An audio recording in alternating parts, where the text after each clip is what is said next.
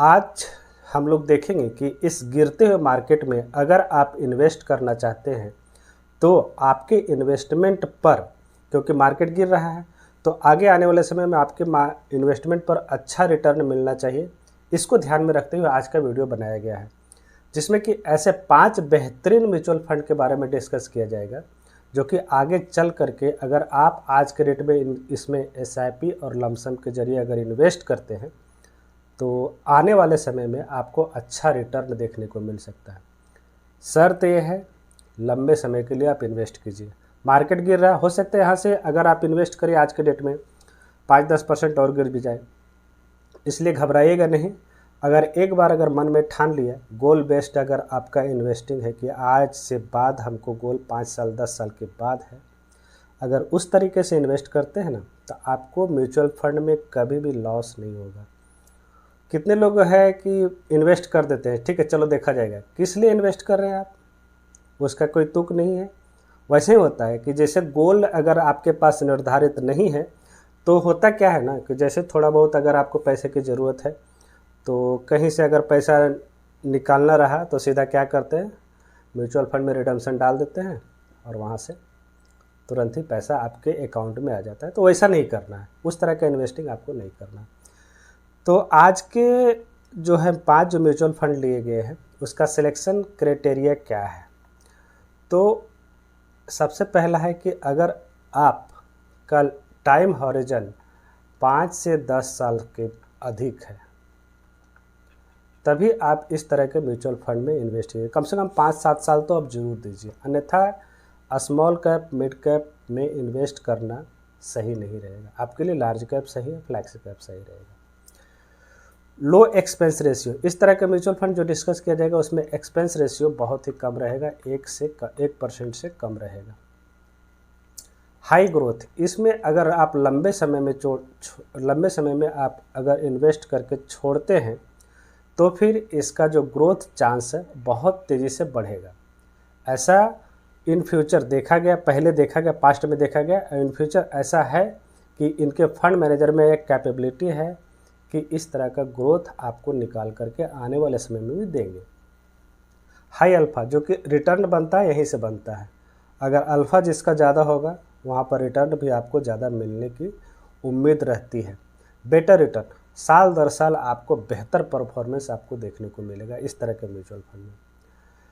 तो एज हो गया, सिलेक्शन क्राइटेरिया किस तरह से है कि इतने आपको क्राइटेरिया में अगर आपका है, रिटर्न आपको ज़्यादा चाहिए, आपका टाइम हॉरिजन ज़्यादा है, अल्फ़ा ज़्यादा रखना चाहते हैं, गोल बेस्ड इन्वेस्टिंग करना चाहते हैं और जो है दूसरे तरीके से इन्वेस्ट करके SIP और लमसम के जरिए इन्वेस्ट करके आप लंबे समय के लिए छोड़ना चाहते हैं म्यूचुअल फंड में, तो आज का वीडियो जो है आपके लिए बहुत ही फ़ायदेमंद होने वाला है, इसे ज़रूर देखिए। हाँ, अब रही बात कि भाई इसे हम लोग किस किस तरह से देखेंगे, तो 2 क्राइटेरिया पर उतारेंगे।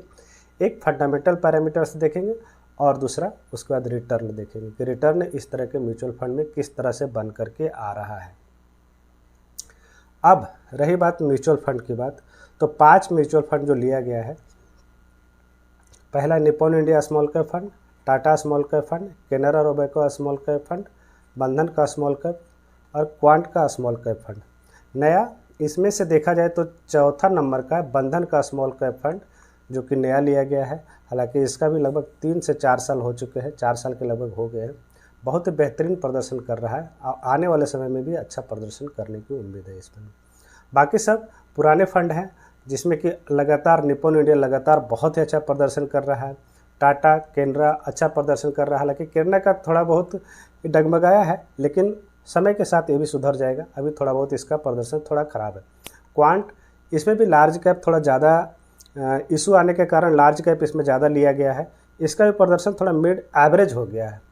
स्मॉल कैप में जिस तरह से पहले इसमें रिटर्न में निकल करके आता था उतना तो नहीं है, लेकिन हाँ आप आशा रख सकते हैं अगर इसमें इन्वेस्टेड हैं ज़रूर इन्वेस्टेड रहिए।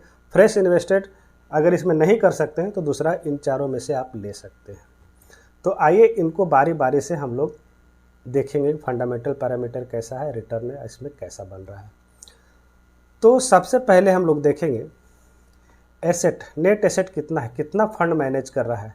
तो निप्पॉन के पास 61,000 करोड़ 61,000 करोड़ बहुत बड़ा फंड हो चुका है, फिर भी रिटर्न सुपर बना करके दे रहा है।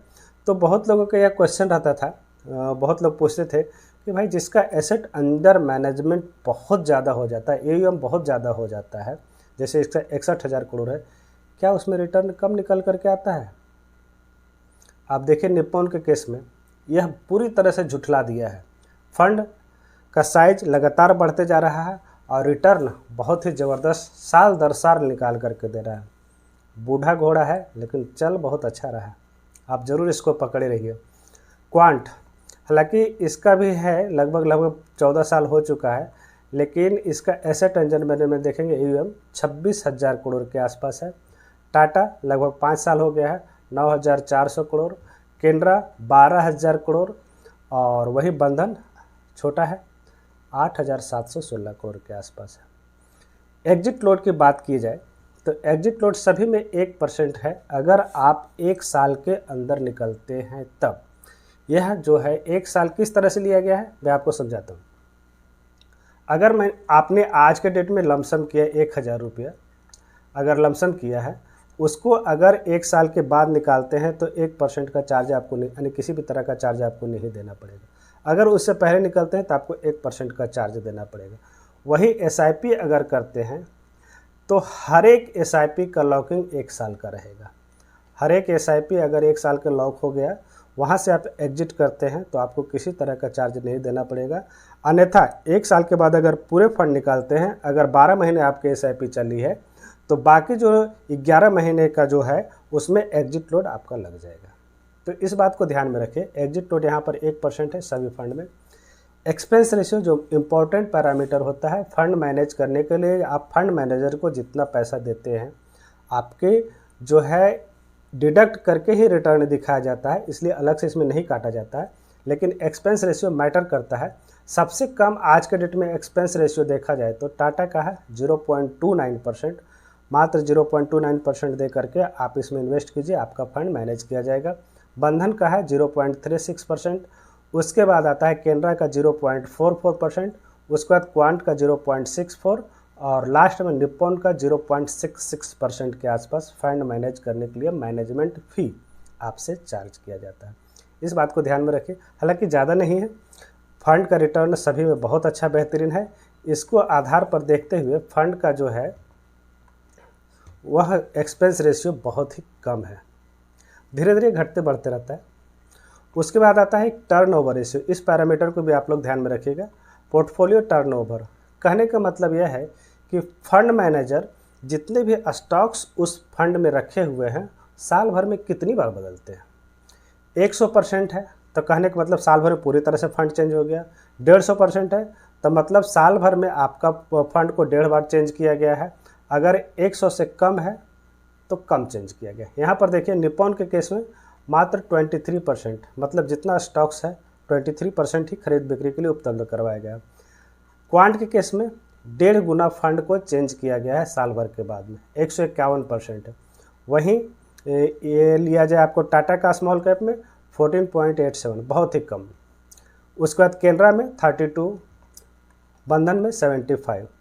तो जितना जितना पोर्टफोलियो का टर्नओवर कम रहेगा उससे यह पता चलता है कि फंड मैनेजर जो है ज़्यादा ही रिटर्न उसमें आगे आने वाले स्टॉक्स में उस पर उम्मीद बनाए हुए है कि वह स्टॉक आगे आने वाले समय में अच्छा प्रदर्शन करेगा, इसलिए इस तरह का स्टॉक में वो छोड़छाड़ नहीं करते हैं।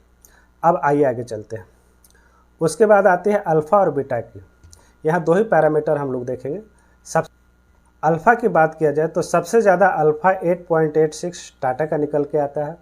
अल्फ़ा की बात किया जाए तो जो फंड का बेंचमार्क होता है उससे वह फंड कितना बेहतरीन प्रदर्शन करता है, उससे उस फंड में कितना बेहतरीन अधिक रिटर्न निकाल करके देता है, अल्फ़ा को डिनोट करके बनाया जाता है। मान लीजिए किसी फंड का जो फंड बेंचमार्क है उसने 12% रिटर्न दिया, तो टाटा का स्मॉल कैप फंड 20% रिटर्न निकाल करके देगा। उसी तरह से निप्पॉन का 8.34%, क्वांट का 5.12%, केनरा रोबैको का 4.06 और बंधन का 5.75।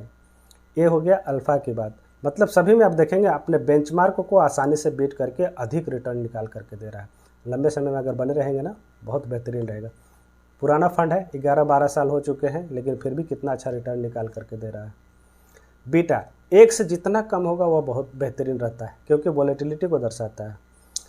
तो इसका देखिए टाटा का बहुत ही कम है 0.69, उसके बाद आता है 0.74 कैनरा का, उसके बाद आ जाता है 0.81 निप्पॉन का, उसके बाद आ जाता है बंधन का 9.1, उसके बाद सबसे ज़्यादा है क्वांट का। क्वांट में ऐसे वॉलेटिलिटी ज़्यादा रहता है, उतार चढ़ाव उस पर ज़्यादा रहता है, रिटर्न भी निकलता है और उतना ही रिस्क भी रहता है। इसलिए वैसे इन्वेस्टर के लिए है जो कि मार्केट के उतार चढ़ाव से बहुत ही कम घबराते हैं, उनके लिए बेहतरीन रहता है।